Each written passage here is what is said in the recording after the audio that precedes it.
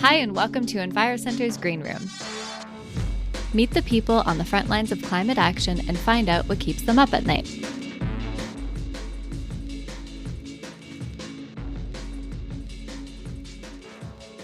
I'm Mandy, and this week we're joined by Yasmine, Atassi, and Fatima Saleem from Zero Food Waste Canada. What climate problem keeps you up at night? A few years ago, I was really shocked to see the amount of food that's being thrown out at the end of the day at a local bakery in Calgary. And since then, I've really researched the problem of food waste, environmental concerns that are associated with it, and try to tackle that. So what I've learned really is that today more than half of the food produced in Canada goes to waste. And so that's equal to an astonishing 2.2 million tons of edible fruits, vegetables, meat, and bread that either never leaves the farm or somehow in the distribution process or even at the bakeries, it gets rotten and is thrown out.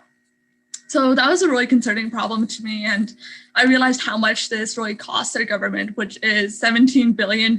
And, I realized that this is enough food to feed all the people in Canada who are homeless. And on top of that, it's a huge environmental concern. So that's really the problem that keeps me awake at night. Every day, food waste is contributing to climate change, all the methane gases from the food that's in the landfill and it rots, and all the CO2 that's released. So that's really the problem that keeps me awake. That is a big one. Thank you. What is the solution? So although we recognize that food waste is really occurring at all levels of the supply chain, whether we come in is at the level of the restaurants or bakeries, and then I mentioned the farms and distribution, et cetera. So where we really step in is at the level of the restaurants, bakeries, the local retailers, and we think that food waste and its resulting climate effects are really a logistics problem more than anything else. So Zero Food Waste Foundation, as it's officially known, is a nonprofit organization that's operating in Calgary, Ottawa, Hamilton, as well as Edmonton. And it's a student-run organization. So that's the best part about us, that we're all youth-based and we're engaging youth in this problem. And so what we do is that our volunteers pick up the excess food from the restaurants and then redirect it to nonprofit organizations and people in need. So some of our food partners include Cubs Bread, Bagelinos, Crave Cupcakes, and we've got some really exciting food out there. So we've got some of the junk food, but we've also got some really healthy food as well, including vegetables and bread. And so far we rescued over 145,000 pounds of food. And it's really been amazing. We've served over 71,000 meals to the hungry across Canada. We're really relentless in our effort to ensure that food isn't ending up in the landfill and it isn't contributing to those methane gases and CO2 as well. And that every night families go to bed with meals at home and that they're not hungry at the end of the night. So the skills, passion, and teamwork that my team at Zero Waste brings is really amazing. And together, I believe that we can solve the problem of food waste, hunger, as well as the resulting climate effects of it. What's in the way? I think what's in the way, like before we talk about the individual consumer, I think it's really important to talk about the supply chain. And I definitely agree with Fatima that, there's a logistical problem that's happening at the supply level. And that's exactly why why we have so much food waste on the individual level. So, things like overproduction, unstable markets. We're in a pandemic right now. Businesses are not really, making as much profit as they used to. So, there's always sometimes they expect more, sometimes they expect less. So that alone, they end up wasting so much food just because of a logistical mistake, wrong expectations, wrong, research on, how their market demands are basically.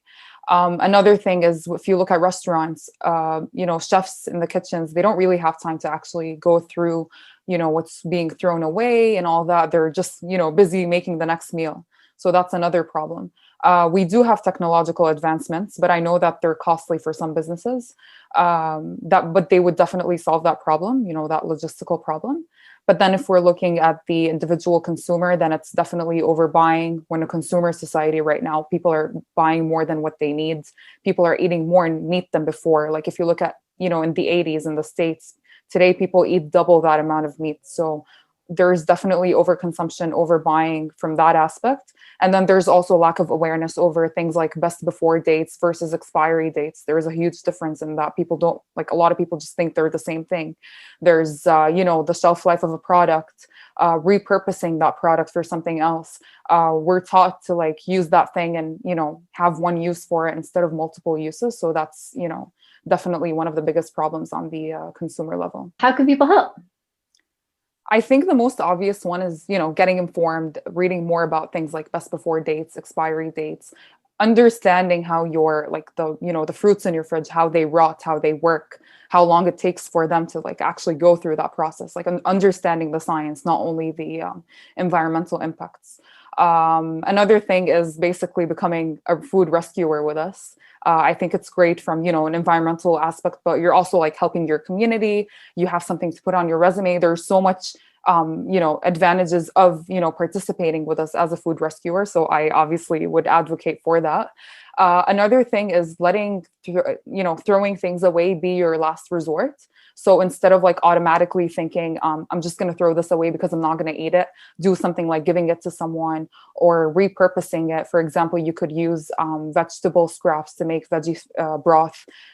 You could compost, and then maybe your last resort, if none of these work, would be throwing it away.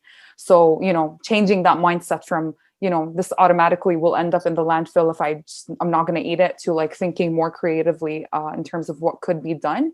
And there's also like little tips and tricks, like having like a bin in your fridge that says eat me first, and, consuming those things in the bin before consuming other things that are more newly purchased as well. Last question. What's the good future? I'm really hoping for a future that's, heavily reliant on technological advancements. We have so many inventions and startups right now that are really shifting the way we think of food waste. We have, phone apps like Flash Foods, which basically allow consumers to purchase products that are about to expire for like half the price. We have things like Lean Path, which is a food waste prevention system that basically combines automated software with a smart scale and camera, and monitors how much food is, being wasted in commercial kitchens. Big companies like Google are starting to use it. So there's so much room for growth in terms of technological advancements, even at the farming level. We're not even talking about like the supply chain, like even on farms themselves. You have like drones that are flying over farms right now, looking for any things, any food items that are about to rot, and they just take it out. So, there's so much potential for growth in the technological industry. So I'm really hoping to see that in the future. That's it for this week's Green Room. Thanks so much for joining us as we get to the heart of climate action. You can find out more about our work and sign up for our newsletter at EnviroCentre.ca. Follow us on your favorite podcast app or subscribe on YouTube. See you next time.